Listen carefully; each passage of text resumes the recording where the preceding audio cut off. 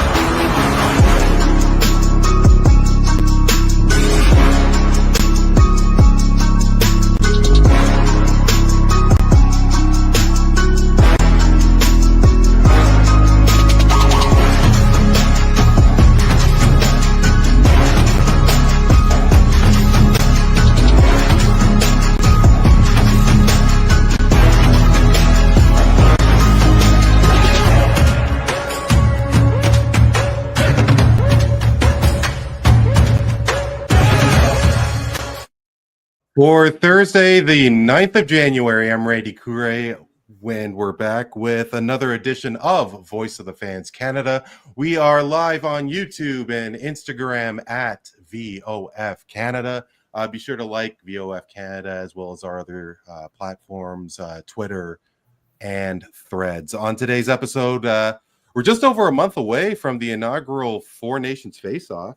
The NHL has severely lacked in international competition, and there's a lot of hype for this tournament pitting Canada, the United States, Sweden, and Finland. Or is the hype a mirage? We are exactly 1 month away from Super Bowl 59, and I'm sure at least two of us are on pins and needles. We are going to talk a little Leafs. We're going to talk about the Raptors. Is Darko Rakovic a part of the team's future? Like always, there is a lot more. I'm thrilled to announce that the Fantastic Four has assembled for the first time after we rebranded this podcast. That being, of course, Voice of the Fans Canada. Tony Antoniou is back at his post. Tony, how are you? I'm good. How are you? Doing well, thank you. Neel Katarey is back at his respective corner. Neel, how's it going? Happy New Year, fellas. Glad to be back, as always. Happy New Year. Thank you so much. Same to yourself. And back after a good 3 months, the returning champion, Dan Leggieri, is back. Dano, how's it going, my man? Hello, Randy. Happy New Year. Happy to be back. Happy to see everybody's faces. Yeah, hope you guys had a good holiday, good New Year, good Christmas. Hope Santa Claus was good to you boys. Naughty list as usual. Right on. You know, guys, before we get started, I got to share a funny story with you. And, you know, I'm not the biggest sports gambler in the world. And, you know, I'm a big fan. I think you guys listen to TSN Overdrive at some degree. And they always, one of their big sponsors is FanDuel.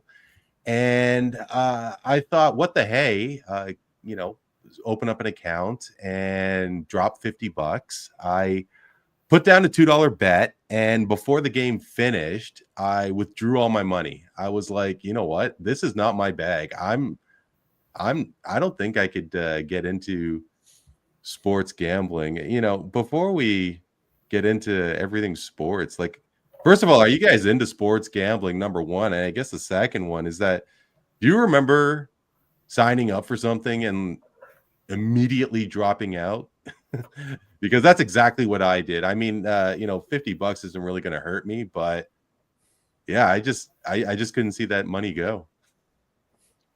I have an account with ScoreBet, but funny enough, once in a while they'll send you like free bonus spins for their slot machines. So I actually got 50 free ones today and was playing a bit. I like to dabble in the pro line a bit. I don't really use the ScoreBet app. I tried it a little bit. I actually had a good run at the beginning, but for me, good. I'm like you, Randy. I'm a nervous wreck. I shit my pants. So I go for the big ones. So I like to dabble in a little pro line once in a while. You know, throw a $5 bet and reach for the stars. And I don't feel as bad about the money I lose. So I understand totally your anxiety when you talk about that. I haven't deactivated my account, but Once in a while, I dabble on Pro Line. Sundays, mostly during football seasons. If I'm up early enough and get my ass out to the store, I'll do a little playing. Yeah, I mean, I've definitely dabbled.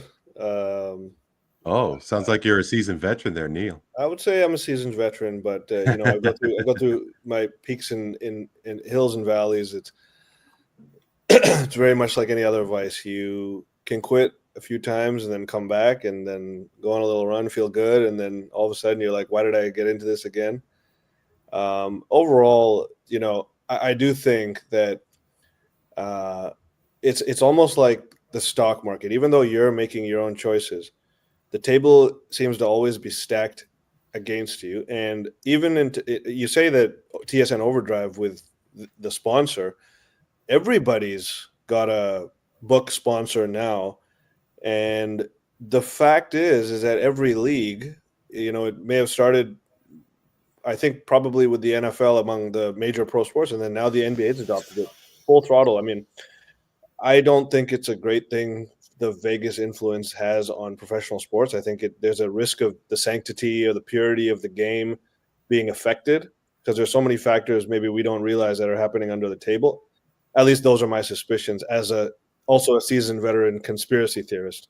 And so, I mean, do you remember the Raptors were that close not getting a team because basketball was a part of Pro Line back in the mid 90s? I do not remember that. That was. I thought you were going to talk about Michael Porter's brother there for a second. Oh, Tony. That was there you are. Part of the deal. Where am I? It was the. Am I back? Am I back? Yeah, we got you. They had to remove basketball from the Pro Line in Yeah. order for them. You got me? Okay. Yeah. No, we did. Oh. No, you're good. You're good. Yeah, that was part of the deal for the Raptors getting a franchise. They had to remove gambling from Pro Line. Yeah, 30 years ago. The NBA games. Sorry, I said gambling. From Pro Line. Yeah. No, are you No, not at all. And now, it's been a wild change in direction. Like you guys mentioned, like we were to the point where you weren't going to give a franchise to Toronto because of their affiliation. To now, it's just baked into every narrative. Like every Sports Center, every lead up to the game, Mystic Mike on TSN. Everything is the spread. Anytime goal scorers, especially with hockey. But personally, I don't like it. I think it's. I don't know. I think it's going to almost. Well, I don't want to say ruin. I don't want to sound like an old man, but it's going to change the game definitely for the next generation. Like they're going to view the sports in a much different way than we did growing up. Mm-hmm. And not a big fan of it at all. Don't partake, and would happily love to see it go away. Yeah, you can't watch a single event without a commercial. Feeding it to you. It's almost like, imagine watching a program and you couldn't escape from like a cigarette commercial or a alcohol commercial. It's very much the same thing. And I will say this is that they are certainly banking off of it. I'm with you, Neel, a little bit on the conspiracy part too. That there have been a few calls in NFL this year that is lending people to question certain calls by referees based on what the amount of parlay teasers and the way the spread moves in certain games and what the spread was. And there was that one game, I forgot who it involved, but the time literally stopped for about, it was running for about 9 seconds. Nobody noticed that it ran for 9 seconds, but the time just kept running. And apparently that affected what that team was able to do in terms of their final drive to try and get, a score. And the way the spread finished in that game had a lot of people asking questions. And this is what gambling does. I think it lends itself to those kinds of conspiracy theories. And I know players make a lot of money, and officials do too. But I mean, you could be got by somebody who's not very nice and could influence you to make decisions on the field, right? Absolutely. I mean, I just want to bring up, like, you guys remember Tim Donaghy, who, sure, of course, he basically ruined Steve Nash's best shot at winning a championship with how he manipulated and effed up the game. And he called out in that, I watched a documentary. I don't know if you guys have seen it. I believe it was Netflix or 30 for 30, but he called out some other referees like Scott Foster, one of the big dog referees now, who he claimed that he is into those type of, reproachable tactics and things. And just talking about the NBA for a second, I mean, you look at it, the NFL's not quite the same. I think the refereeing is much more objective, let's say. But in the NBA, a team of referees can decide sort of how they wish to ref a game, whether that's they're allowing a lot of contact, they're calling ticky-tack fouls all game. There's a lot of different ways that can be manipulated that can't really be called out because that's just the way they decide to ref the game. But when there's the subjectivity on the back end of how you're going to look at a game, call a game, maybe the league has input into how they want a game to be called for whatever reason they may have. A lot of that sticky subject matter comes into play. And to be honest, we're naive to think multi-billion-dollar national businesses don't have aces up their sleeve when they need them. Well, sorry, Daniel, go ahead. Like a sport like baseball, who prides themselves on trying to stay as authentic as you can and allowing human error because it's all part of the charm of the game. They don't want to implement balls and strike technology, but to Neel's point, like they'll just allow, whether or not it's happening overtly or not, but like you open up the door for people to sway the outcome based on economic results or winnings anyway. So the whole thing just seems it's obvious that it's all just about the money. It's not about improving the game in any way. I don't know. Like I said before, I don't. Well, actually, Neel, before you go on, because I was listening to Josh Lewenberg on TSN, and he's of the opinion that the Raptors don't get the short end of the stick on referee calls. And, the overwhelming majority of Raptor basketball games that I watch are Raptor games. And it just seems that if you have a superstar, they are going to get the benefit of the doubt. And teams that do not have the proven, superstar are going to get called a lot more, and Lewenberg doesn't believe so. And I mean, to everything that you're saying, I don't really know if the NBA is going to.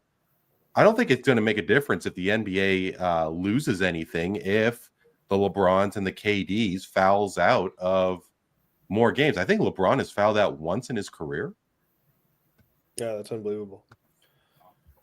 You were thinking you were adding something. You're going to add something. I was just going to say to Dan's point, like I've really gotten into baseball over the last couple of years. Like, yeah, I'm into it much more than I ever have been prior to that. But one thing that infuriates me the most is like what he was talking about. You see a critical situation. It could be like a full count. It could be a situation where a walk could have really changed the outcome of that inning, or maybe the next batter up to bat is someone who's a power hitter with a couple guys on base, whatever the situation may be. But a critical pitch happens, and then they show the computer replay, and it's clearly outside the strike zone, but the strike was called, or vice versa. It was clearly in there, and the ball was called. There's a lot of that. And while I think that it is legitimate human error and part of the game, and one could make an argument for that, personally, I think any sport, whether it's tennis or football, that has incorporated computer-assisted technology to ensure accuracy, particularly if it does not take too much time. And I think the NFL has done a fantastic job with how they do like these instant replays. They got guys working in the high levels immediately before anyone even notices that the thing needs a replay. It's very quick that they respond to these things, clarify them, and often you see referee calls are changed because of the booth review or whatever. In the NBA, it's a marathon. You could turn the TV off, I don't think that's going to an happen. episode of The Simpsons, come back, and they're still reviewing the thing. I'm in favor of it for any sport. More objectivity is only a good thing for me. This whole human error argument for me is old school and old news. Yeah, and I'm hopeful that I think the four of us are hopeful that referee calls and an outcome of a game is not tilted because of how much money is out there in the gambling world, but who knows what exactly the number is. But I mean, hey, you can only assume that a lot of Leaf fans might be putting a couple of bets down that Toronto is going to have a decent run in the upcoming playoffs. What, it was 19 years when Toronto finally made it out of the first round. There is a few changes that have taken place, especially over the last couple of years. I mean, hey, there's a little bit of stability in goal, you think, maybe, hopefully, with Wall and Stolarz. Of course, Stolarz is out, but you also have steady defensemen like Chris Tanev and OEL. Marner is firing on all cylinders, and all of this, and Austin Matthews, Dano, has missed a third of the games this season. I mean, could it actually happen? Are the Leafs for real? You come to the worst guy to answer that question, because you know I'm going to say yes. I would have said yes at any point in the past 25 years. But yeah, no, listen, I was not in favor. I think we talked about it on the podcast at one point. I was not on side with the signing or the bringing in of Craig Berube as the coach. I didn't think he was the right fit. But to this point, halfway through the season, he's proven me wrong. And to your point, Randy, you know, it's a deeper team. They're built differently. Even the fourth line guys they brought in, Dewar at the trade deadline last year. They brought in Steven Lorenz, the Stanley Cup champion, in the offseason to play that fourth line role. Ryan Reeves is in and out of the lineup, only used, you know, when needed. And, you know, funnily enough, even last game, they brought him in to fight Hathaway. He didn't even fight. So this team's built differently. They're built on defense. I think they're top 3 in the league in winning games after going into the third period tied or losing. So they're definitely a different team from what they were under Sheldon Keefe, where it was a running gun offense and you just rely on outscoring teams. They're outplaying teams. They're getting outshot, but they're still winning. So yeah, they're as real as they've been in the past, you know, in recent memory anyway. And I got the game on right now. They're up 2-0 on Carolina already. So excellent. You know, they're showing good things, but as always, the conversation always comes back to any Leaf fan in any bar, any podcast, anywhere you go. The regular season doesn't even really matter, right? We know we're going to make the playoffs. It'd be nice to win a legit division for the first time since the Norris division, not counting the Canada division of the COVID year. But they look and feel and smell different than years past. So, you know, they're as legitimate a Stanley Cup contender as anybody else at this point in my mind. What do you think? What position do you think has improved the most, Dano? I'm trying to think of if goaltending has improved so much from Samsonov and well, obviously Jack Campbell, but you think of Frederik Andersen, but now you have 2 guys in Wall and Stolarz who don't have a long NHL history, but they've come out aces. And then you have to say that the defense has improved. You know, Morgan Riley just seemed to be the only legitimate person on the back end for all these years. Now he has options. Where do you think is the biggest improvement if you had to put it on one position, Dano? I don't know that it's one position, because you named all the ways that they're clicking. So I think it comes down to team defense, right? You talked about Matthews not even being in the lineup for a third of the games, and I think they've won, I don't know, like 70% of those games without him. Their power play was unreal without him as well, but that kind of doesn't matter to what I'm trying to say now anyway. But I think that the way they're playing as a system, as a team, they're playing really tough hockey. They're not giving up much ice, and the shots they are giving up are not high quality chances. Not to take anything away from the goaltending, because they have been great. So I think it's just it's a systems change. It's more of a no nonsense approach with under Berube, and everybody, at least at this point, halfway through the season, seems to be buying in. Yeah, and you know what? I'm telling you, I'm buying in. I think that this is one of the better chances that the Leafs have. And of course, I know New Year just happened. There's so much more hockey left to be played, but to do this without Austin Matthews, I mean, I was of the opinion that they should definitely trade Marner. But So was you I. think of I mean, when you have Nylander, when you have Matthews, so much of their payroll is on just those 4 guys, 5 guys, if you want to include Riley, Tavares, but. But it's not even them, Randy. Like I said, like it's team defense. Tony's a Pittsburgh fan. We can talk about the Bruins when they won, and even St. Louis. It's your third and fourth lines that are going to propel you through, especially in the playoffs. Solid defense and rough hockey, and garbage goals sort of thing. So you can have all the stars up front that you want, but without that bottom 6, which maybe has been lacking in Leafland for a few years too, where it seems to be solidified now. And maybe they'll even add another piece at the deadline. But Domi's playing well hockey or good hockey without putting a lot of points on the board. I mentioned the fourth line before and team defense. So all around, they seem like a solid team, feel like a solid team, and let's hope for the best. Let's hope that they stay healthy and they stay. They keep their heads in check come playoff time when the world really starts to push against them. And you know what? That's a perfect lead-in for Neel, because asking about how passionate Dan and I are with our Leafs, and of course you've been around the block here, Neel, with regards to the Toronto sports scene. All of our blood is blue, and they every year they're supposed to be winning the Stanley Cup, knowing not that you're not the biggest hockey guy in the world, but you certainly have an appreciation for it. I mean, isn't this what all teams should have? A passionate fan base where they think that their team is going to win the championship, like in good times and in bad. I mean, what am I missing here? Are Leaf fans as bad as the perception seems to be out there?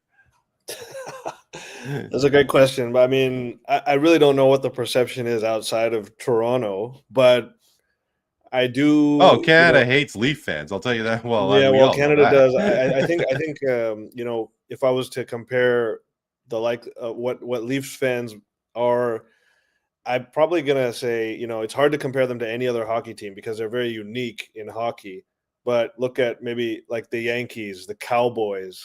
Everyone who thinks that Cowboy fans are the most kind of despicable or annoying or kind of whack fans there are out there.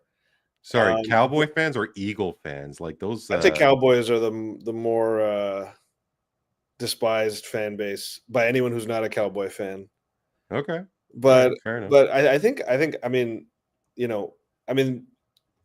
the Leafs fans though I think it's good, man. Diehard fan bases are always going to I'm missing the word here, but they're always going to convince themselves that they got a chance.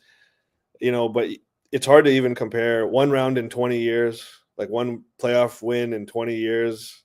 I mean, that's brutal. And, other teams with very long droughts, it's hard to even compare because, you got the Canucks, the Flyers, there's a couple examples in hockey. You got the Milwaukee Bucks before they won a couple of years ago. They went 50 years. You'd have to compare them to other iconic franchises. None of those are iconic, but teams like that have recently ended title droughts, like the Cubs and the Red Sox, for example. Yeah, I was going to say the Cubs. I mean, we are the Cubs now of hockey, essentially. Oh. And, I say that because you may have sitting next to each other at a Leafs game an 80-year-old man who was a young boy the last time that the Leafs won a championship and has been waiting his whole life, almost on his deathbed, for them to see them get another one. And I hope he sees that. But then next to him, you also got the 17-year-old kid who only knows what the last 20 years is like, but they still sort of have a bond because they know what some type of drought is like. And particularly in the Leafs case, I don't know that there's been any other team that's gone through such a extended 50+ year drought, but has persistently teased the fan base with high level, high talent, high expectation teams the way the Leafs have, and just fallen short over and over. That's the bad part. I mean, you're need I remind you that you and Tony are Bills fans? Just saying. Okay. Like I mean, like in terms of like all joking aside, like I mean, in terms of heartbreak and everything like I don't want to rub salt in the wounds and everything but I mean, yeah. Yeah, no, No, see, I Buffalo think too? heartbreak is worse for the Bills because we went to 4 championship games and lost. But the Leafs can't get out of the first round, so it's heartbreak might be there, but it's all heartbreak that was possibly going to be there at a high level, but they never got there. They No, never made right. it enough, you know? Sure. Sure. So, but it's two No. different types of heartbreak, I think. But the Leafs are in hockey much more iconic than, let's say, the Bills are in football. The Bills are one of many teams. The Leafs are one of one, and then there's the rest. As far as when you talk about uh, the structure of the franchise, the culture of the franchise, the fan base itself, which Leafs fans are everywhere, basically. But I guess these two guys could definitely speak on this more than I can, but that's kind of my perception. And I You, got a lot of friends that I'm basing my comments off because I see them, I see their range of emotions from the start of the year to the end of the year, every year, and their hype going into like a big Game 7 against Boston or Florida or whatever it is, and then the after effects of that big loss that they take, and it's almost like a predictable phenomenon, even though we all hope that they're going to pull it through this year or the next. Tony, I'm going to put you on the spot because I'm going to ask you something that I wasn't going to prepare you for, but I think it'll be easy for you to answer. Of course, the perception is that Scotiabank Arena, Air Canada Center is a library. Leaf fans who attend the games are not interested. It's all corporate dollars, and they're whining and dining, trying to impress whoever they're with. I went to it was a couple months ago. I went to a Lightning game, a Winnipeg Jets game in Tampa, and it was such a great atmosphere. I mean, the fans were into it. I mean, I kept on saying, I think I mentioned to you guys that if it was a Leaf Lightning game in Tampa, I'm certain there was going to be ruckus because the fans are really, really into it. And I gotta say, Tony, I think that the problem is not so much the fans that go, it's the presentation, the music that they play specifically. I mean, it's the good old hockey game, and you got this the same songs that we hear for 50, 60, maybe even longer years. I mean, do you think that it's just a simple changing of the playlist? Maybe get some house music, maybe get something that could actually charge people born in like a Gen X generation and so on? Well, they've definitely changed the playlist. I'll tell you that. They still play the good old hockey game, but even Yes. it's funny sometimes during warm up of a Leaf game, you'd think you're at a Raptor game, and sometimes during warm up at a Raptor game, you'd think you're at a Leaf game with the type of music that's getting played. I mean, sometimes there's some hardcore hip hop being played during a pregame warm up at a Leaf game. They try Hmm. hard. They try really hard. I mean, they try different things, but it's just I don't know. Maybe it's just the Canadian hockey fan. Maybe it's just like maybe it is the corporate people who are sitting at the front. Um, I don't know. I can't explain it. I'm always Hmm. at work and I say it all the time. I said, "Holy shit!" Like it's dead in here. It's an absolute dead zone. Now, is it the game? Is it the fact that the game is going on continuously at times without stops? So you're actually watching the game. It's maybe it's not a game that is conducive to fan interaction, like say basketball is, with these 600 timeouts and 500 stoppages that you get, and you get to have, you get to have all these different dance packs come in and shake their asses in between breaks for a few minutes and get people going. Maybe that's it. I have no idea. I've always tried to figure out why. Now, come playoff time, I've worked a lot of playoff games down there, and the atmosphere is incredible. Maple Leaf Square is awesome. Fans seem to genuinely be more into it. Um, but they've definitely changed the playlist. They've worked Okay. hard. I know that, like I speak to the guy who's in charge of the in-game entertainment from time to time. He's a nice guy, and Hmm. we're always chatting. And it's I'm telling you, it's a tough task. It is a really tough task. They try really hard, but I just think it's the hockey fan. I just think on a Wednesday night during the regular season, it's just another game. They're coming to watch, whatever, have a couple of beers. And I think the anticipation at this point is just get to the playoffs and see what happens, right? I mean, I think all these fans are just sitting in Scotiabank, just getting through the regular season as calmly as possible. Like I know when I'm at a hockey game, I'm watching. I'm very Sure, rarely sure. talking. You're watching the play go. I think it's just a different game. And it lends itself to be a little more quiet. But I mean, you're in Tampa and you're saying it was a good atmosphere. But when the game's actually happening, are you getting the same kind of You know noise? what? Absolutely. And I got to tell you guys, because I also went to a Golden Knights game during their first season against San Jose. Now, these Vegas fans had no idea what was going on, and they were screaming and hooting and hollering just like an innocuous pass that was broken up in the neutral zone. And, like there was a simple check, right by the red line, the center ice line, and fans were going crazy. Like they had no idea what was happening. But I, I think that was my first experience. It was like one of the first games that I've been to outside of Toronto in Vegas, and the music that was playing, it was incredible. And I was in the nosebleeds in Tampa.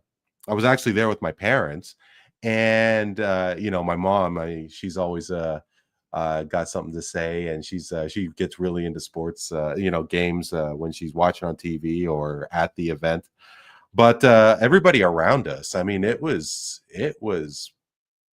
all about the game. They weren't on their phones. I mean, they were really chirping, and it was a team like Winnipeg who they don't really have a connection with Tampa. So no, I mean, it was all now, and maybe it is the people. I mean, when you're spending that kind of dough at a Leaf game, maybe it is simply just the kind of crowd that is able to afford these tickets.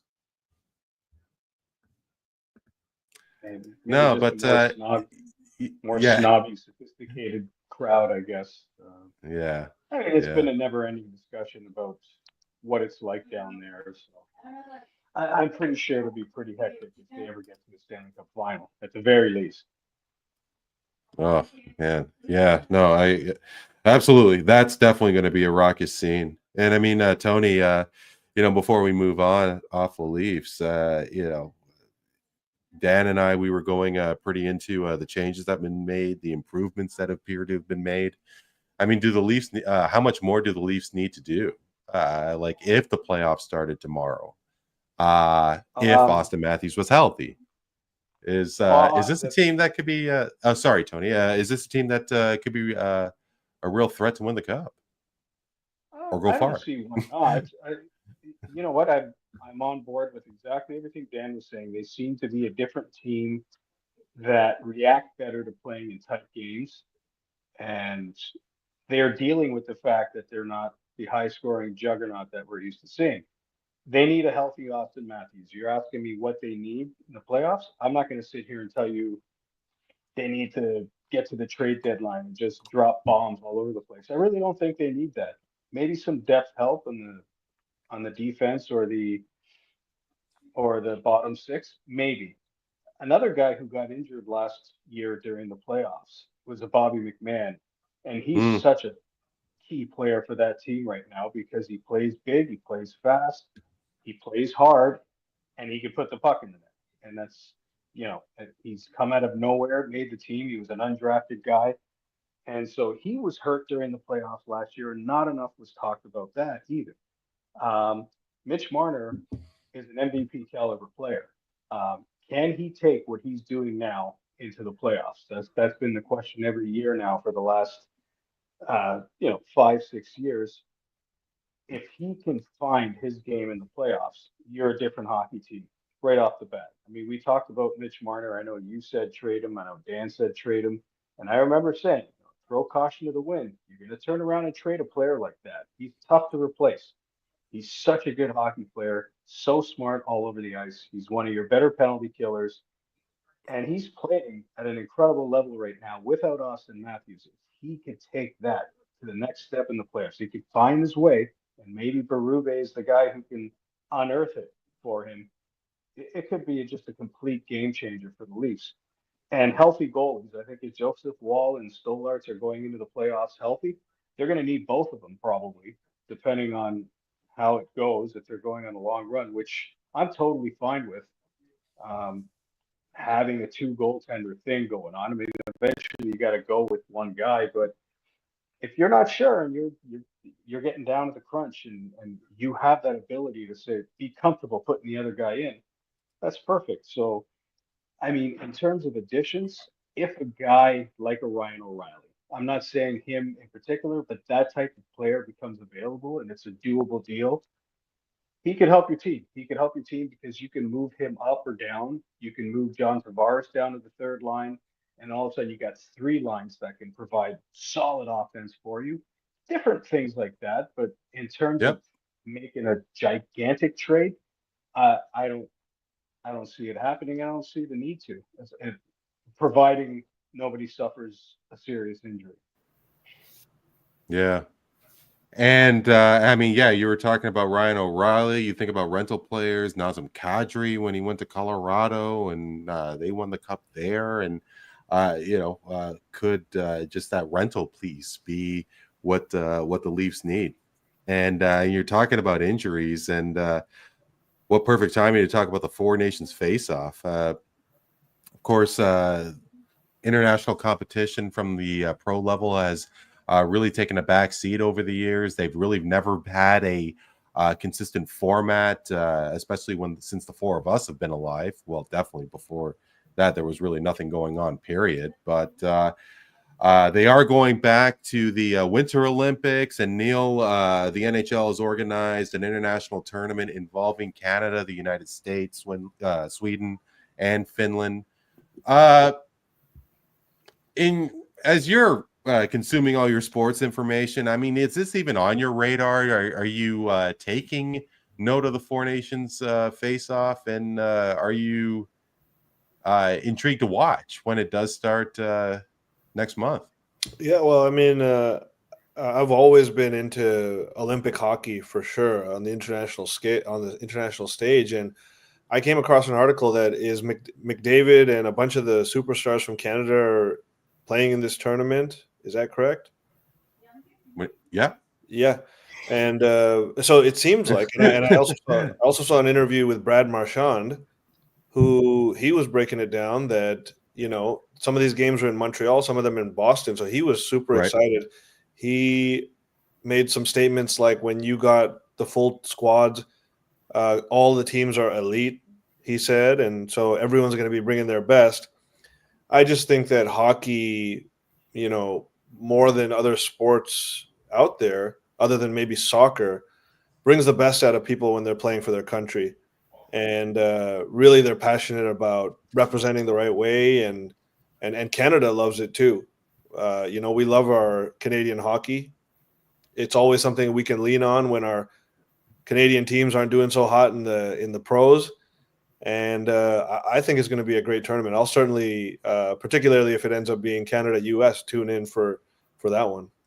Yeah, you're talking about the passion. I don't know about you guys, but like when Zach Parise scored the tying goal in Vancouver, of course, U.S. lost and Canada won the golden goal, Sidney Crosby. But how excited Parise was when he scored. I mean, it was the last minute of play. I don't know if you guys remembered his reaction, but there definitely is. Austin Matthews, Connor McDavid, they have never represented their countries. Nathan McKinnon, I don't think have either.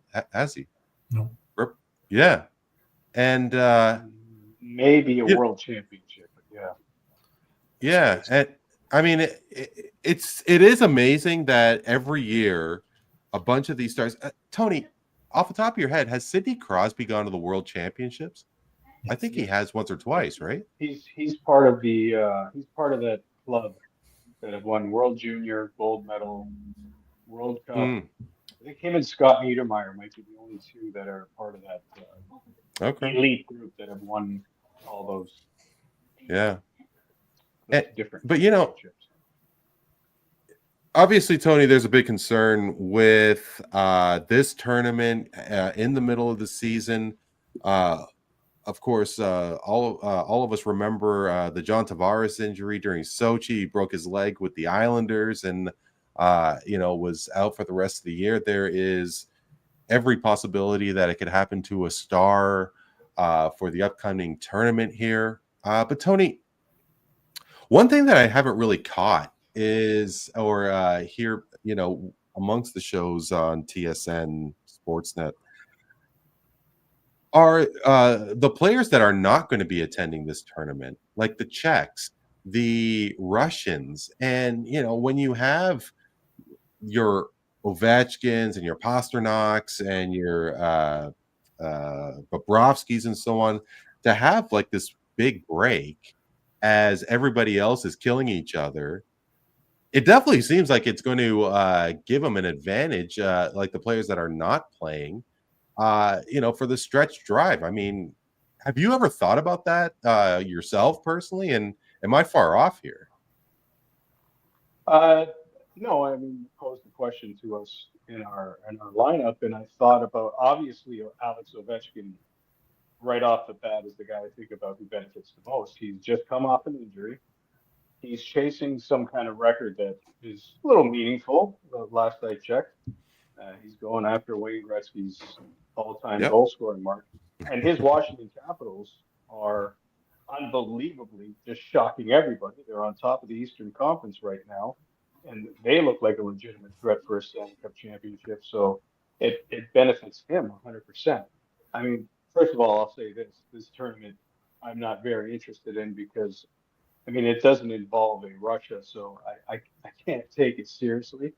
And like you mentioned off the top, this constant shuffling and changing of different types of international tournaments that get thrown in our faces by the National Hockey League. It's almost as annoying as the amount of outdoor games they give us on a yearly basis too. Honorable mentions are guys like Anze Kopitar, again, an older player who's playing well still, helping a good Los Angeles King team, so he's going to benefit from the break. For myself, Evgeny Malkin taking a little bit of a break because, again, older player. Penguins are in a fight for the last wild card spot, so they're going to need some rest from him as well. Guys like Kaprizov, Minnesota, helping them win a lot of games. Zuccarello, older player, Swiss guy, he gets to sit down and relax. So, yeah, I mean, it's going to benefit teams like that, but obviously Ovechkin is on top of that list right now because he's chasing a lot of things, including another cup, which nobody saw coming. So it's very intriguing to see what's going on there. And I got to say, before we get to Dano here, because obviously, you think of a country like Slovakia, and I guess ever since they split, you think of Slovakia still as a top in terms of producing NHL talent. Do you guys know who the top point getter is for Slovakia currently right now? Any names jump out at you? I was a little surprised to hear this. I'm going to guess Pavel Dimitra. No. Sorry, currently for this season. Oh, the top Slovakian scorer this season. It's you're probably never going to get. It's Juraj Slafkovsky. Really? 25 points, and there's no goaltenders that are Slovakian playing in the NHL. I mean, I was looking it up. I couldn't find any Slovakian goalkeepers. I mean, looks like they all went to Czech. Well, that's pretty sad for the Slovakian national team situation. Well, yeah, I guess Slovakia, like they had Slafkovsky go first, and then wasn't it Nemec that went second or third? I thought they were going to be. Yeah, it was. I thought they were going to be cooking and getting the. Now I got to Google who the all-time Slovakian. You know what, Tony? Right. You give me a second here. I'm going to. I think you might be right where it's. Oh, I got it right here, Tony. Miroslav Shatan. Is Shatan? I don't know. Is he Slovakian? I don't even know if he's Slovakian. I think he might be Czech. I don't see Shatan here. No. But former Penguin Tony Marian Hossa, he's second. All right. But you might, Peter Stastny, number 1. Oh, Peter Bondra. see, tricky one. I thought he was. At the time when he was playing for Czechoslovakia. He was a Czechoslovak. That's right. That's right. Yeah. So tricky one. But yeah, that makes sense. Makes sense. Yeah.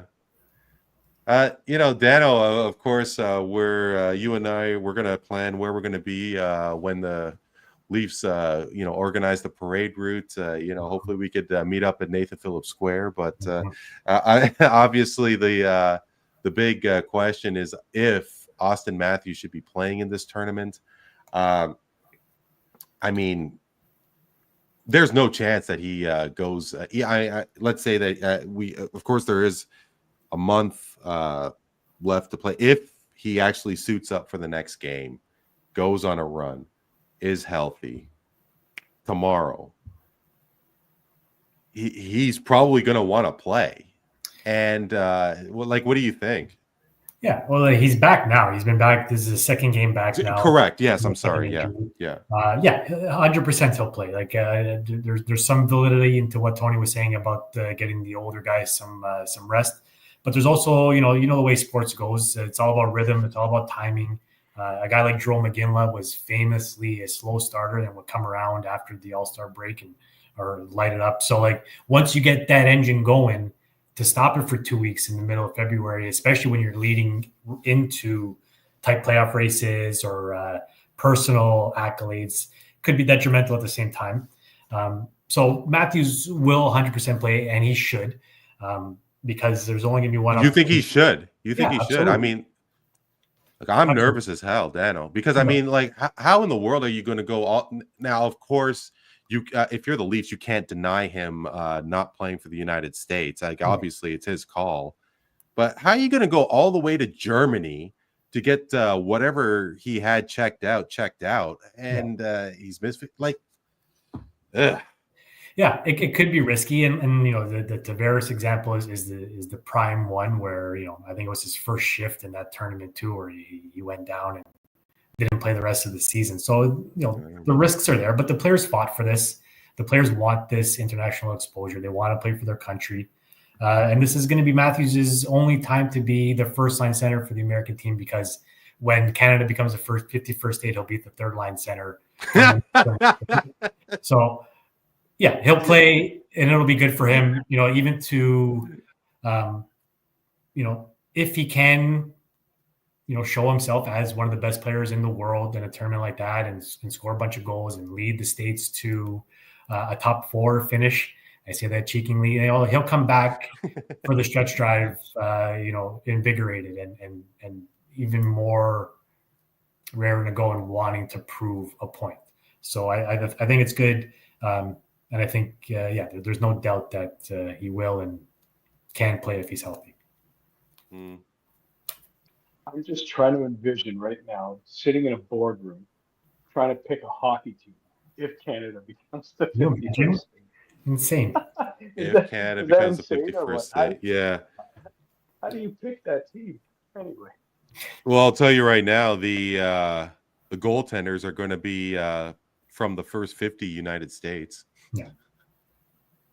Aiden Hill's not making that team. That's for sure. No, he's not. No, he's not. Guys, very quickly, I think Canada's going to finish 4th. Like, are you going to tell me, like, obviously upsets are going to happen. I don't even know if you're going to call this really an upset. We've talked about the American goaltending. If I could bear with me for a second, let's go through the Swedish goaltenders, because they must have some. What am I doing here? All-time season. But I mean, hey, like Sweden and Finland, it's not. I don't think it'd be that much of a surprise if they win this thing. And I mean, with you're relying on Crosby, you're relying on Marchand. They're on the north side of 30. You don't have legit goaltending. I mean, it's not going to be a shock if Canada finishes in 4th, right? No, and if you get out to a slow start in this tournament, again, in a 4-team tournament, you can easily fall behind And like we talked about that rhythm and teams coming together. But I don't think Canada's got just as much a shot to win as anybody else. Aiden Hill's he's a Stanley Cup champion. Bennington is a sort of guy who always seems to show up when you need him. He's not always there, but in the moments when he should be there, he shows up. And I know that Crosby and Marchand are, in the twilights of their career almost. But you look at McKinnon and McDavid are arguably 1 and 1A top players in the world, right? And McKinnon's having another unreal year, just dominating every game he's in. So you can't discount that they got equal firepower. Goaltending might be their only weakness, but I don't know if that's going to make or break the tournament for them. Well, could be right though. Yeah, I mean, because Finland's goaltending, you got UC Saros, Luukkonen, and I mean, it's a bit of a dog's breakfast for third. Kevin Lankinen, Sweden. You have Linus Allmark. I mean, who knows what's going on with him, but Jacob Markstrom, Philip Gustafsson. Sweden's got some. They got some talent, at least in net. I mean, when you're talking about their skaters. You got Bratt, Nylander, Lucas Raymond. I mean, they got. It's going to be a good tournament. It's going to be a good tournament. Just based on goaltending, in my opinion, the only guy that stands head and shoulders above everybody else in the entire tournament is Hellebuyck, right? The guy's having an unreal year, arguably an MVP type year. Everybody else is in that, legitimate NHL goaltenders. Some have won, some have others. Even a guy like UC Saros is, he's not having a great year by his standards in Nashville.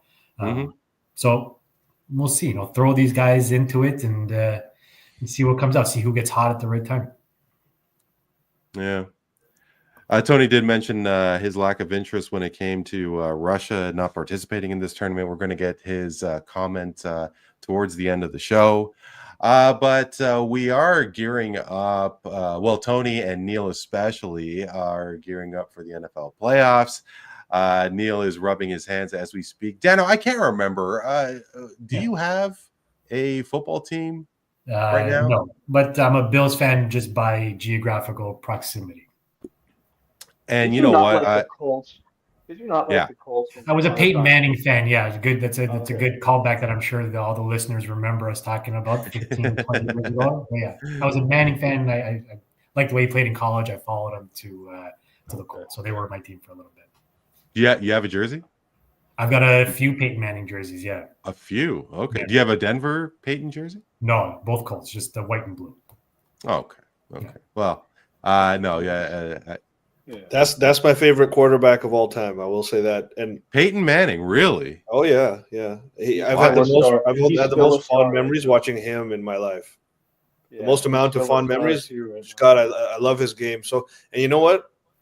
He never was a great athlete. It was all up here. Yeah. He was the offensive coordinator. Yeah, absolutely. He'd be a great offensive coordinator. He was the quarterback and the offensive coordinator. He was. Yeah. He's probably the smartest quarterback the game has ever seen. Look, I don't pretend to be a football guy at all. Yeah, you like Peyton Manning as well, Tony. Oh, I was a huge fan, and I'm a huge fan of him post career too. I think he's brilliant off the field. Oh, he's hilarious. Him and Eli, a character, and Eli as well. Yeah, he's a full package, man. He was something special. I really wonder, and look, I've said this 100 times already that I am not the biggest football guy. I'm decked out in my retro Buccaneers gear, but beyond Baker and Mike Evans, I couldn't tell you. I legit don't even know who their Bucs are playing in the playoffs. So, I am not a football guy at all. But the thing with Peyton Manning is because of the majority of his career was indoors, I really wonder, let's say that he did play out in the elements there. Is he going to have that kind of career? I mean, you guys answer because I legit don't know. It's tough to say. I mean, he did play in Denver, which can get cold, and he set records over there as an older man. But that was based on his age, right? To be honest, look, I don't think Peyton Manning if Tom Brady could play in a cold, wintry weather and become the GOAT, I'm sure Peyton Manning could have done similar production in a same sort. Like, I mean, you put Peyton Manning instead of Brady on all of that Patriots team, and I'm pretty sure they're having close to the same amount of success. Maybe not the same, but close to. I would say. Say there's a better chance of that than not.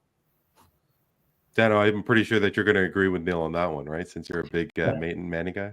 Yeah, they both said it. He was just he was just so much fun to watch. Right? He was such a smart player. And even for a guy who's like, football's not my sport, I'm a hockey guy through and through, but he stands out, and he stood out as a guy who you can really root behind. He was he made everybody around him better, and there's no denying that his skill. So yeah, I would tend to agree. Like if he had a little bit more of if he had Belichick, if he had a different system. Who knows? But he also made some Hall of Famers out of the guys he was playing with as well. Absolutely, and not only that, his personality. I think when you talk about superstars, sometimes you're drawn to the ones who are more relatable. Like Peyton Manning was not a pretty boy like Tom Brady. He wasn't out there doing GQ photo shoots. He was an aw shucks Southern redneck type who was very self-depreciating, very much, seemed like an everyman and looked like an everyman. And, like he could be throwing a football and becoming a Hall of Famer, or strapping up and going to work at Stelco every day. He was that type of guy. So people root behind that. And like Dan said, make it that much more. Yeah, personally, I'm a Brady guy myself if I had to choose one. But Neel, one comment that I do like from Manning was how he called out Mike Vanderjagt during the Pro Bowl, because Vanderjagt was really quick to compliment himself. He missed a couple of big field goals or extra points, whatever, and Manning said how the idiot kicker got liquored up. I thought that was priceless. Hey, Vanderjagt straight out of Ontario. Yeah, his when I was living in Milton, his house was between the golf course, like where I used to go to, and he actually had handles door handles shaped in a V for the front door of his house. You could see it as you're driving past it. Like, he spent some serious coin on that house, and he moved away from it good 15 years ago. I mean, yeah, but I definitely remember that from Vandy, as they used to call him. But back to today, fellas. Tony, hey, me and Dan were going nuts about how the Leafs are doing so well, and I mean Buffalo. I mean they're definitely capturing a lot of attention, and I mean Dano is really hoping for great things from the Bills. Truthfully, so am I. I would, if I had to choose between Buffalo and Tampa, give me the Bills all day. But in the 20 plus years that Dano and I have known you, you're all about the Bills, and you have got to be really excited and nervous at the same time. I'm optimistic. I think they're capable. First of all, you have Josh Allen, and it all starts there. You have probably the best player in football right now. I mean, you can make the case for Lamar as well, obviously. I think the everybody gets to eat on the offense philosophy that offensive coordinator Joe Brady and the Bills decided to go with this season has worked out. It's working out well. I mean, you remember in the offseason they lost Stephon Diggs and Gabe Davis, and everybody basically predicted that this would be a step back year for the Bills. This would be a tough year for the Bills. The window's closed, some people say. And some of these idiots are the same ones who are picking Lamar Jackson over Josh Allen for the MVP. So listen to the logic there, right? You had him written off because he didn't have enough weapons. He finishes number 2 in the AFC with his football team with no weapons, still like the ones you said weren't going to be there, and yet he's not going to win the MVP. But that's, I mean, you can make a strong case for MVP for both those guys, but that's neither here nor there. Now, my concerns is the defense. I think run defense has been a little shoddy down the stretch, and I'm a little nervous about it. So therefore, am I overly excited? No, because I've seen some things that are a little troublesome down the stretch. They had a couple of games, against the Rams, even against the Detroit Lions, where they seem to have struggled a little bit defensively. Um, and also they gotta play the Chiefs and the Ravens, which are tough matchups. And so they're going to have to earn it. If they're going to get to the Super Bowl, they're going to have to earn it. But there's just something going on with this offense that I'm really, really optimistic about. I just see no. I don't want to say there's no weaknesses, but there's a lot of strengths all over the football field, and it's extremely tough to defend when you don't know what's going on. And plus, you have Josh ready to take off at any minute, and kill you from that aspect as well. So Yeah. I'm excited. I'm excited. No, you But must be. Sorry, please go ahead. but cautiously. If you're a Bills fan, just like a Leafs fan, you can't get too high. Sure. No, I understand. And Super Bowl Sunday's on the 9th. And Tony, I just took a quick scan. I don't know if there's a concert at Scotiabank, but the Raptors and the Leafs are not playing. Like, I mean, if you don't have any family commitments or work obligations, would you drive down to Buffalo, maybe try and find a bar or Oh no. soak it? I'm doing it from the comfort of my own home, thank you. I'm too old for that shit. Neel, I'll get your thoughts in a second, but like Dano, I mean, yeah, no, I mean, obviously, you and I, we are not overly enthralled. Like, forgive me, it doesn't appear that you're overly enthralled with a team specifically. You do have this, hope, like myself, with the Bills, and that they could do well, and in compared to previous years, I mean, post Peyton. But how interested are you in this upcoming playoffs? I got to tell you, I'm pretty intrigued about it. Yeah, I always come around playoff time. It's always a lot of fun to watch, and I'll argue that no other league really does it better than football. Like to build it up the way that they do, and to create the the one game atmosphere, do or die mentality. It's how can you not be into it if you're a sports fan, right?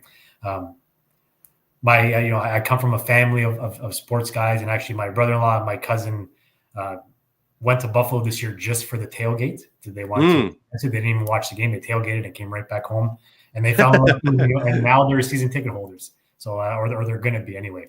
Buffalo. Sorry, Dano, they tailgated this year. Yeah, they went this year. They jumped through a few tables and then put their name on the wait list to become season ticket holders, and they got in. Well, not yet. They say it's going to be about a year or two, but because their name was on the wait list, they got offered playoff tickets, which they I don't know if you're kidding. Yeah, but to the point where like Buffalo, they're doing something right. There's some magic in the air, and to Tony's point, you've got arguably the best player on the planet right now. So how can you not want them to do good things and go all the way? I mean, to go through what they went through in the early 90s, and of course that absolute dumpster fire that happened since then,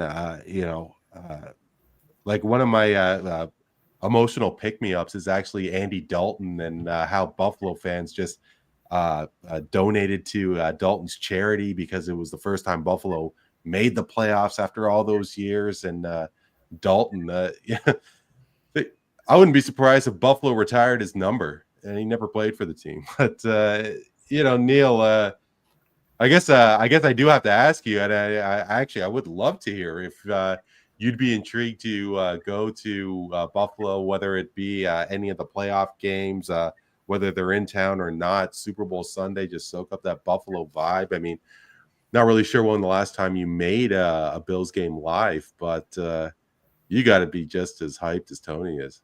Hell, I'm probably just as excited, and I'm nowhere near a Bills fan like you two. So, yeah, I mean, 25 years, Been waiting, and it's kind of like my Leafs, as we talked about. It's a team that's had plenty of high expectations in years past, plenty of close moments. We've ran into our white whale, which is Patrick Mahomes, too often. Has taken our championship from us. That I'm convinced, had we won that AFC divisional game, that we would have been the one holding up that trophy at the end of it. You could go through all of that all the time, but like Tony said, there's something special about this year's squad. Where after Diggs left, we're a lot less diva. We've made up his production through the everyone eats philosophy, and you got guys like Khalil Shakir, third-year receiver, becoming one of the best slot receivers in the game. In fact, he leads the league in yards after the catch, the entire league. We're talking about a third-year unheralded guy that plays slot receiver for us. The pickup of Amari Cooper, although, he may not have the stats, I'll tell you what he is doing. He's stretching that defense for Josh Allen. He's drawing attention, and he may have a couple of big-time moments in the playoffs that you're going to see why this guy has always been a fantastic player. And just Josh Allen, man. I mean, the guy came into the league raw athleticism. He had to learn year by year. It's almost like, Giannis Antetokounmpo, who came in very raw, but ultimately became a lovable champion because he learned. He was always a dog. He was always a killer, but he had to learn the finesse of the game, some of the more skillful aspects of the game to go along with his incredible world-beating athleticism at the position.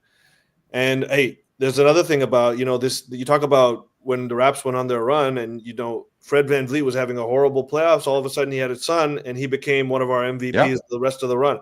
And now you got this Josh Allen guy getting engaged, and all of a sudden he turned his game up to a whole other level after that. And so engaged Josh Allen is not a Josh Allen you want to F with, I don't think, this year.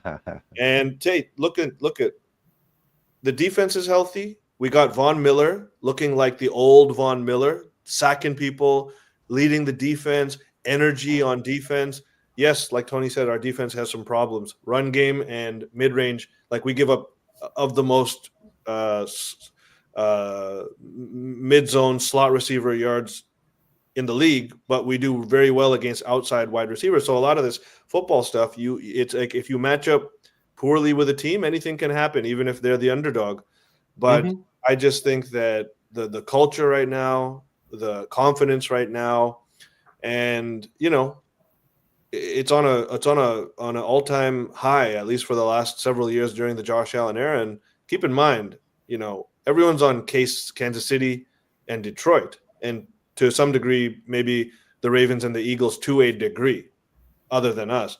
But hey, the Ravens or the Chiefs and the Lions both only had 2 losses this year. 50% of those losses were to this team right here, the Buffalo Bills. And so, you know what? We deserve to be mentioned among the elite. And now it'll just come down, as it always does, to who pulls it out in the last 3 minutes of the game when it comes down to Mahomes and Allen. Because I really don't think Lamar Jackson is going to get past this team. Not in Buffalo, I can tell you that much. As much as I like the guy and as much as I respect his game and the Ravens as well, it's going to be Chiefs, Bills once again. But this time I think it's going to be us by 3 or 4 points going to the Super Bowl. It's You ever funny, thought though, you'd see the – oh, sorry, please, Tony. Sorry, I'm just saying it's funny. You can try and analyze it to the T. You can try and analyze the shit out of it. But I think what it comes down to is try and have the ball last. Try and have the ball last as an offense. If you're the Buffalo Bills, just try really hard to have the ball. Or kick the living snot out of them. Have it so far out of reach that it doesn't matter, which is not going to happen. That was Bill Belichick's whole coaching philosophy. Have the ball last. Yeah. Defer. Yeah. That's it. No. You ever thought you'd see the day where the Bills and the Lions were Super Bowl contenders and the New England Patriots are just an absolute whatever the hell they are? There was a time where it felt like that was never going to end, but Josh Allen's emergence almost lined up perfectly with the Patriots' decline, and it's a new era, man. And, Tony and I and everyone else in Bills Nation is just ready because, I don't want to dig too deep into the future, but let's just say that, we get close once again, but it doesn't fall through. The Bills are actually one of the best positioned teams for the next 5 years to maintain this team and maintain this success level. Josh Allen is under contract for 4 more years after this year until 2029. And a lot of our skill players, a lot of our best players are either on manageable contracts or are not even hitting past their rookie contract yet. There's a lot to like. There's a lot to look forward to. And there's a lot of flexibility that this team has to shore up deficiencies in years future while maintaining the very, very good core that we already have. And McDermott and Joe Brady are a hell of a team as well, a hell of a combination. I love those guys. I don't care about all the playoff misses and this and that. McDermott's a damn good coach, and I've been enjoying how he leads this team. Well, take a look at Andy Reid. I mean, he missed a lot of playoffs, missed a lot in the playoffs, and he's done all right the last few years. Guys, on to straight facts, bro. Relax.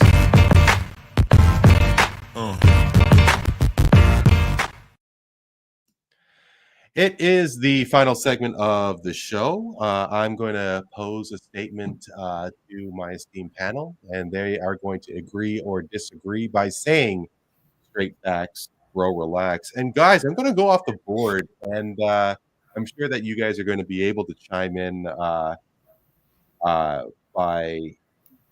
because I really believe that there is something about this NFL MVP and the amount of times that it's gone to a quarterback. Only 4 times has the NFL MVP gone to a non-quarterback. Off the top of my head, it's Sean Alexander, Adrian Peterson, and LaDainian Tomlinson.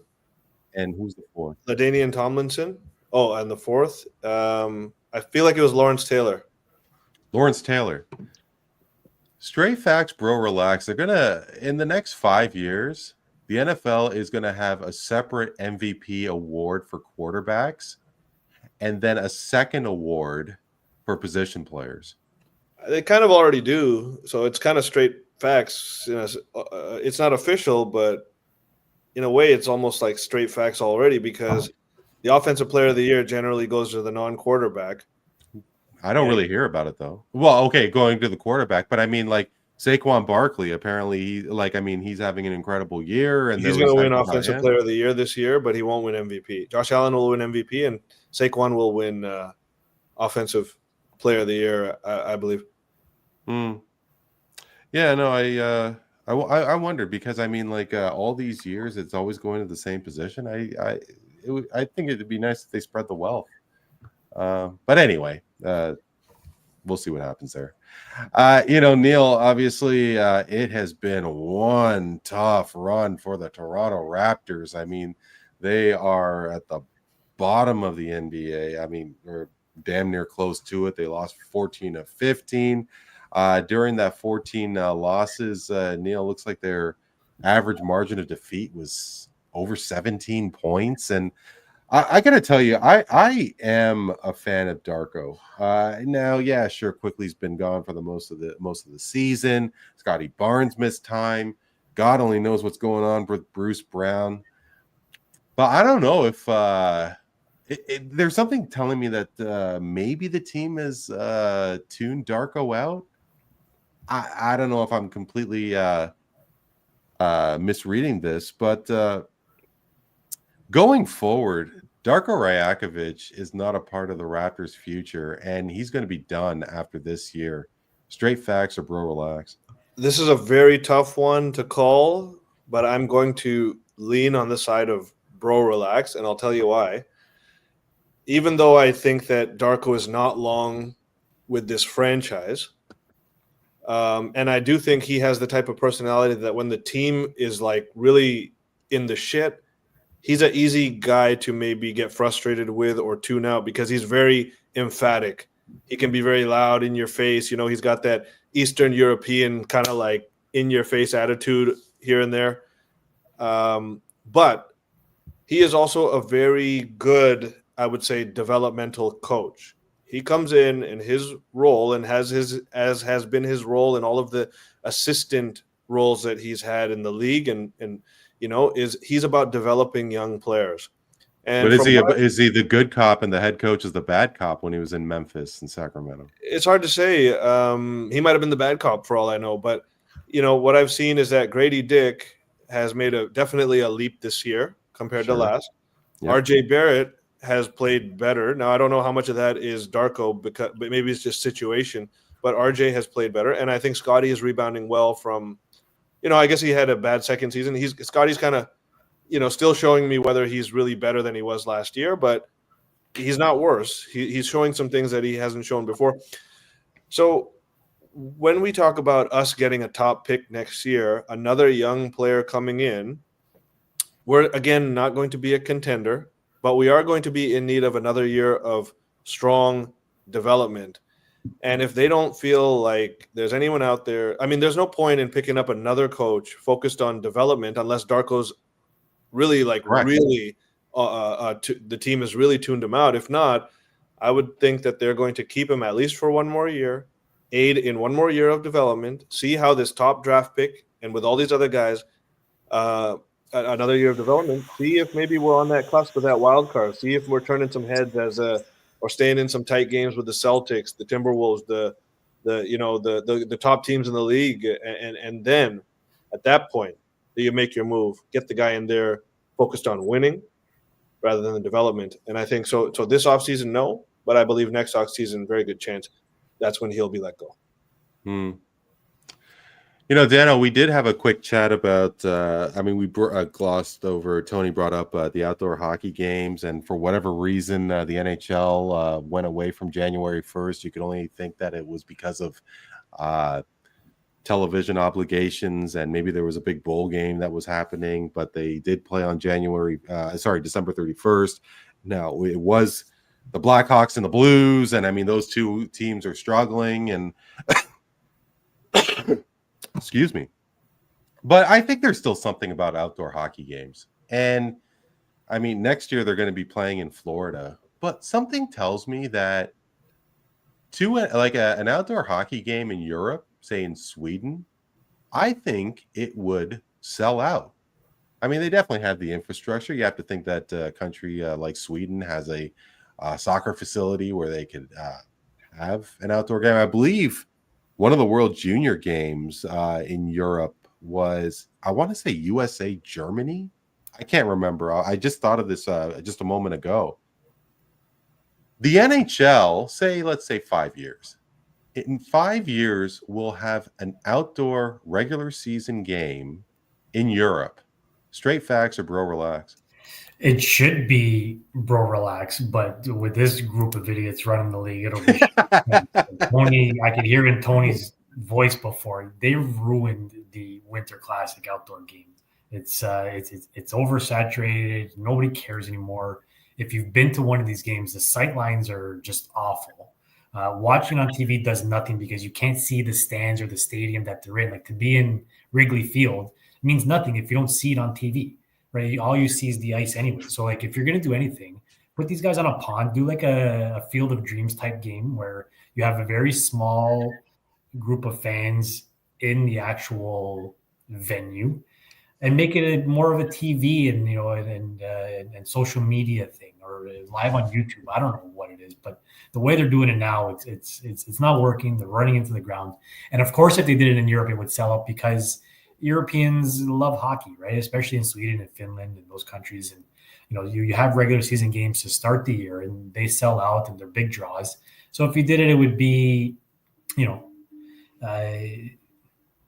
would sell out in person, but I don't know that it would really move the needle in North America. I think the audience is just tired of its current incarnation, and some creativity needs to be put behind it if they're going to keep doing it to reinvigorate it.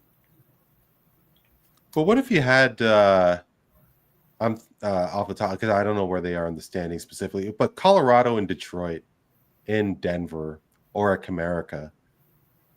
The Blackhawks are brutal. St. Louis is no better. Yeah, but it's still And sold out in Chicago. So like to your point, and sorry to just jump on here, but you got me all no, of course. now. Like it would be a big deal in Colorado and Detroit, right? It would be fun for them to watch because there's a rivalry, yada yada. But I don't think that was the purpose of the Winter Classic. It was to draw a larger audience, to bring in people that don't necessarily watch the game regularly. And the way they're doing it now, I don't even know that that's doing it. I follow the sport more than any other sport on the planet. I didn't even know that they were playing on New Year's Eve until I was flipping channels and I came across it by accident. I was like, why is it here and not tomorrow where I knew it should have been? But maybe it's because of the teams that were playing in it, Dano. Yeah, it could be. I'm sure that has, there's something to that for sure. But in large part, you could put the top two teams in the league, on the moon. And I don't know that that's going to draw or serve the purpose to what they intended it to do when they originally conceived it. So I don't know if you go to a lot of sporting events, but if money wasn't an object, you wouldn't go to BMO, check out a Leaf outdoor game? I went to the Centennial Classic and I had a blast. I had an absolute blast. No, I wouldn't go. You wouldn't go. I think I'm from the Tony school of watching sports, where my couch and my TV is where I belong, and I'm happy to do that. Fair enough. Last and certainly not least, Tony, we went a good deal talking about the Four Nations Faceoff, and of course, and you had mentioned the fact that you don't have as much interest because Russia is not taking part.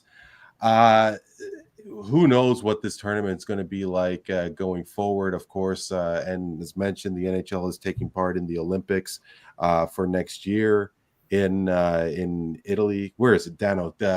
Cortina d'Ampezzo is. I don't know. You're more Italian than I am. It's in Torino. It's in Turin. Milan. Is it in Milan? It's in Milan. It's in Milan. Is it in Milan? Yeah. Okay. Yeah. Okay, fair enough. But 2006. 2006, and it was in Turin. Yeah, I thought it was Cortina d'Ampezzo is 2026. But anyway, are they going to have Four Nations Face-Off? You got to go like this when you're. You got to go like this. Yeah. No, I've been away from Italian people for a while, but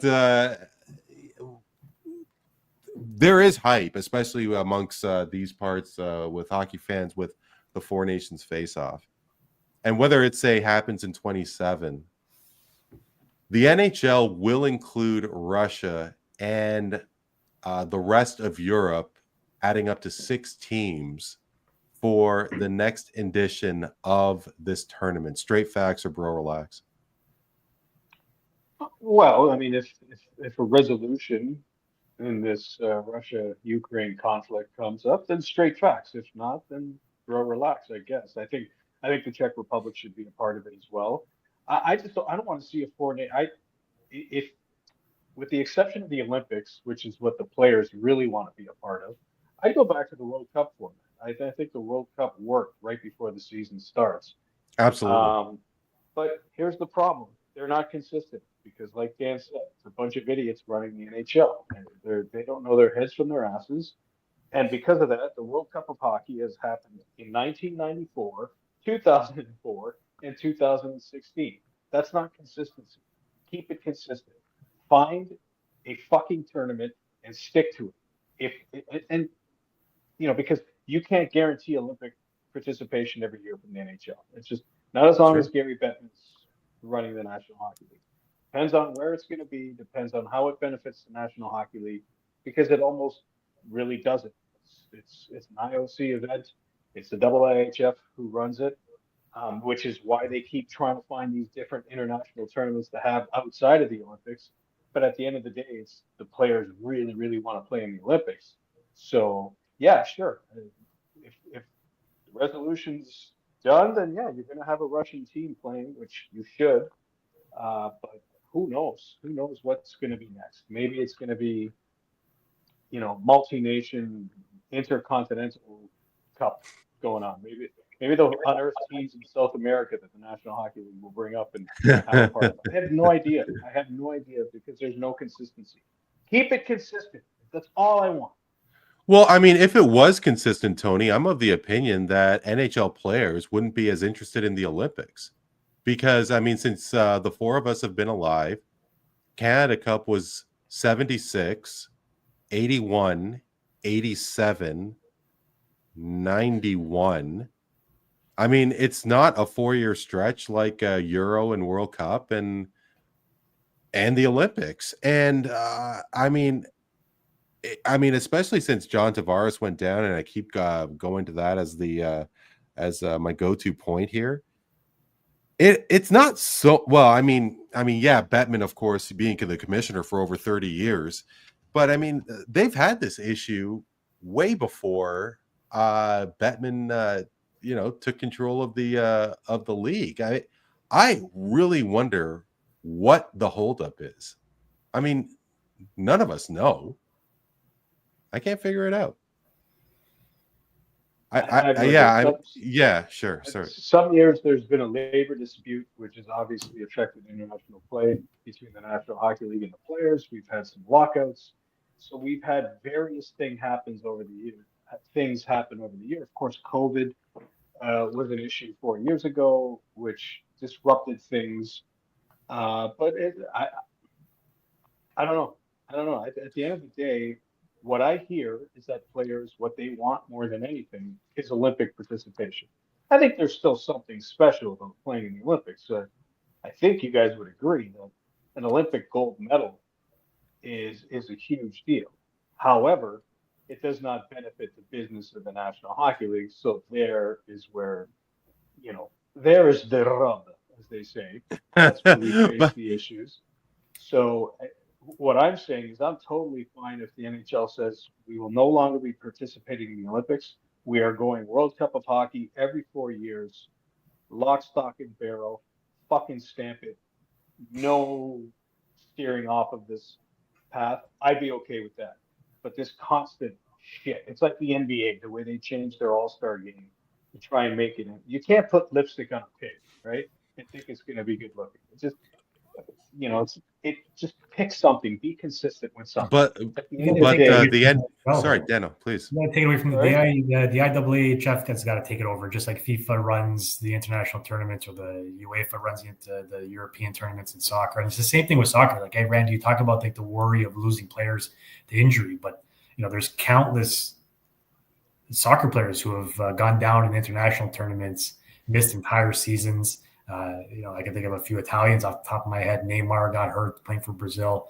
And to Tony's point, these playing for your country on the international stage probably means more to them than, winning a cup in North America to some level, because it's a global feat, right? You're best of best against the world, right? So I'm with Tony. Like, I don't know. I'd be interested to hear what you guys think about when they did the team. Was it the Team North America or the everybody under 25?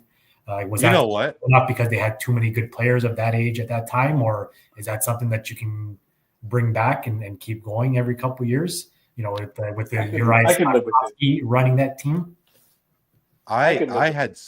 Yeah, Tony. Yeah, if you wanted to finish your point. Saying I can live with it. And I had the pleasure of working that tournament, and I keep speaking highly of what the experience was like. And I was very skeptical about it going into it, but it turned out to be a phenomenal tournament, which is what pisses me off more, is that just keep it consistent, right? But I could live with that format, and it seemed to have picked up steam as the tournament was going on. You just saw a greater passion for it from the players as it was going on. So I totally be fine with that. I had zero issue. Yeah, I had zero issue with North America and Europe. It just made so much more sense because, in 2016, you needed a guy like Kopitar in that tournament, but Slovenia wasn't going to do anything. Denmark wasn't evolving. I mean, it was on the rise, of course, but I think Nick Ehlers was part of the European team, but now you have say the Freddie Andersons and the Ehlers, Switzerland, Nico Hischier, and so on. Even Germany, there's 2 or 3 all world German players that the Germany team probably won't make a dent in an international tournament, but you want Draisaitl and you want Stützle. You want to see those players playing this. Sure. Your point about Kopitar. Yeah, and I mean Slavkovsky as well for Slovakia. I mean, you should have him in that tournament also. And it's a shame because I mean, it was Lemieux's goal in Hamilton was one of my first sporting memories that I really truly remembered. And I was like, what, 7, 8, the NHL has really done. They really fell asleep at the switch, not having a consistent thing. I couldn't agree more with what you guys are saying.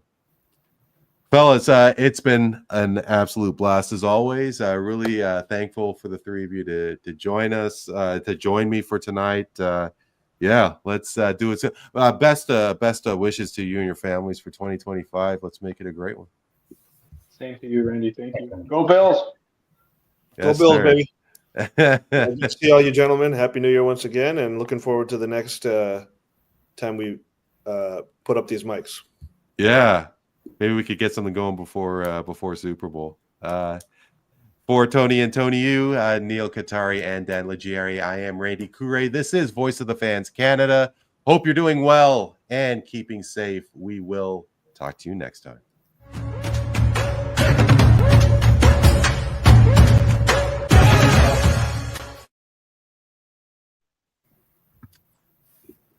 Thank you, fellas. Good job, boys. Always, Thank you. boys. All right. That's great. Yeah, you bet. Take it easy. Okay, guys. Take care, fellas. Take care, guys. Bye-bye. Bye.